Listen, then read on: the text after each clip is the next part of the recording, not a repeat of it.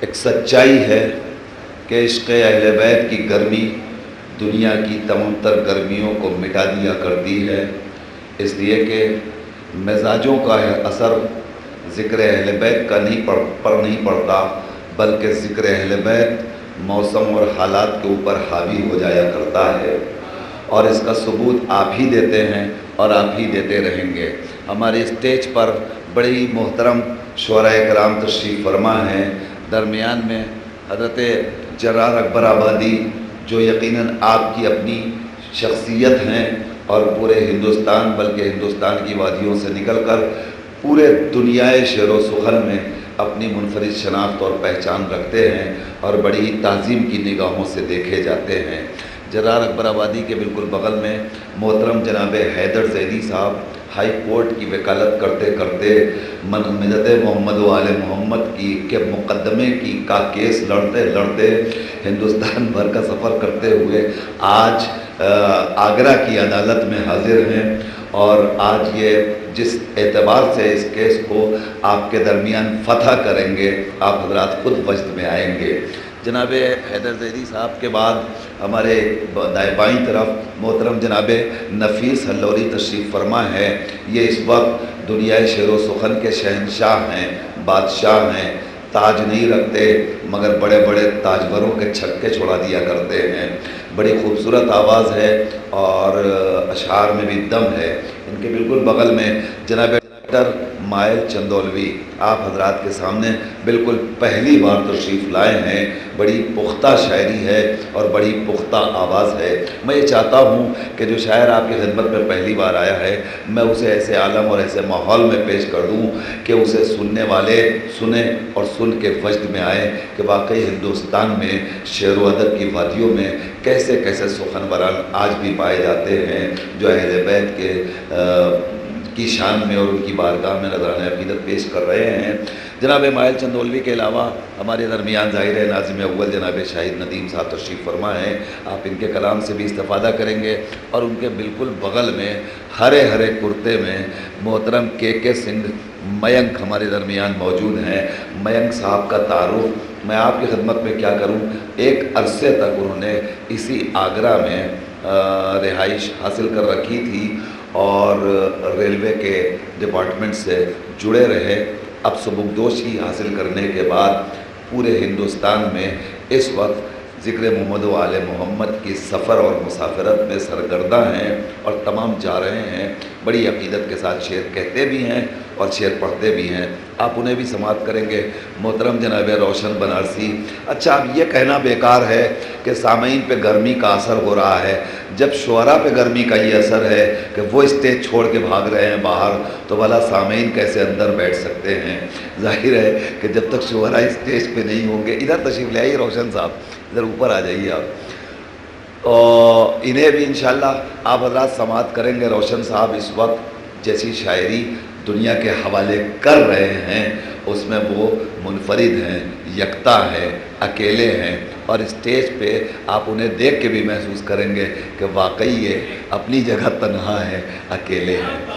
میں یہ چاہتا ہوں کہ اب ماحول تھوڑا سا بنا دیا جائے اور میں اندر شاعر کو پیش کر دوں، اس لیے کہ مجھے پورا یقین ہے کہ اب جو جہاں ہے وہ وہیں سے سنے گا۔ مجھے بار بار یہ کہنے کی کوئی ضرورت نہیں ہے کہ آپ حضرات اندر تشریف لائیے، اندر تشریف لائیے۔ میں یہ چاہتا ہوں جو جہاں ہے وہیں رہے، مگر شعر ضرور سنے۔ باہر والے اگر خنکی کا فائدہ اٹھا رہے ہیں، ٹھنڈ محسوس کر رہے ہیں، یہاں کی گرمی سے بچ رہے ہیں، تو ان کے اوپر دوہرا فریضہ عائد ہوتا ہے کہ اندر والے جو بیٹھے ہیں ان کی آوازوں سے زیادہ ان کی آوازیں بلند ہونی چاہیے۔ اب یہیں سے میں آغاز کرنا چاہتا ہوں آپ حضرات کی خدمت میں چند اشعار پیش کرتے ہوئے۔ یا علی کتنی مقدس تری انگنائی ہے،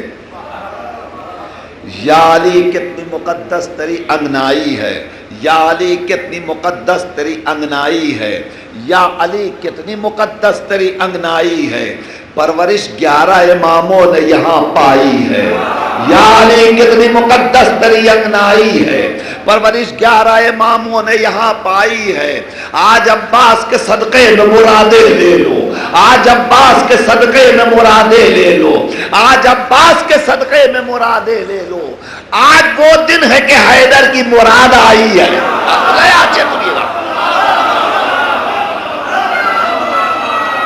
सुनिएगा,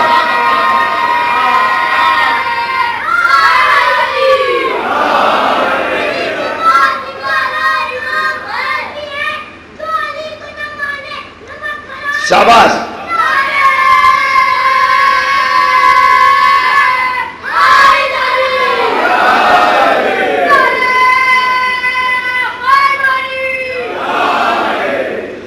यानी कितनी मुकद्दस मोहम्मद बर्पा करते हैं, यानी कितनी मुकद्दस तेरी अंगनाई है।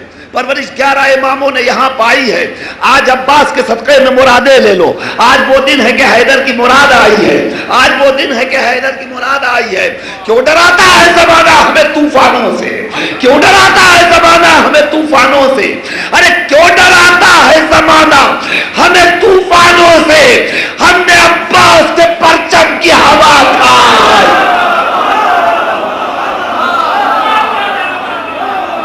क्यों डराता है ज़माना हमें तूफानों से, क्यों डराता है, एक शेर फिर इस सिलसिले का, क्यों डराता है ज़माना हमें तूफानों से। हमने अब्बास के परचम की हवा खाई है। और जलजला जिसको समझते हैं ज़माने वाले, बावफा के मानने वालों, अब शेर पेश कर रहा हूं। जलजला जिसको समझते हैं ज़माने वाले, जलजला जिसको समझते हैं ज़माने वाले, मेरी नजरों में वो अब्बास की अंगड़ा।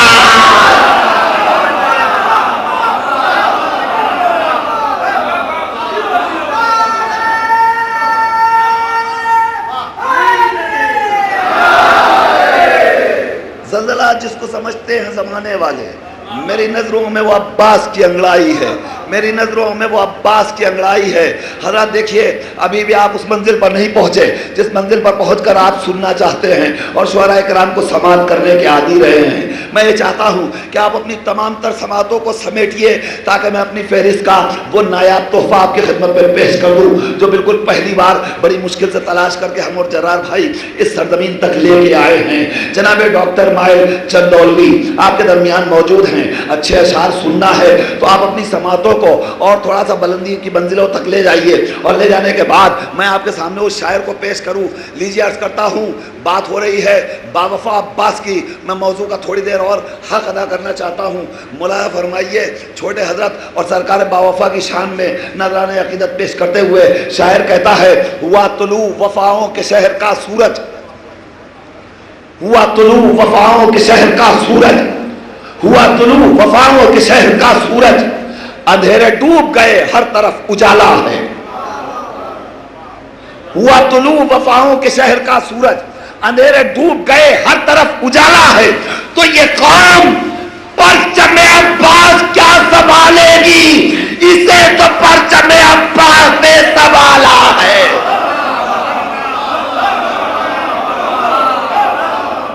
ये कौम परचमे अब्बास क्या संभालेगी, ये कौम परचमे अब्बास क्या संभालेगी, इसे तो परचमे अब्बास ने संभाला है। ये कौम परचमे अब्बास क्या संभालेगी, इसे तो परचमे अब्बास ने संभाला है।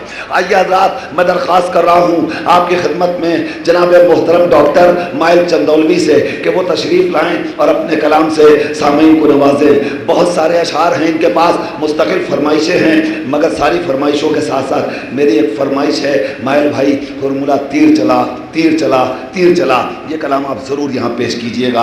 बहुत अच्छी समातें हैं, आपको मज़ा आएगा शेर पढ़ने में।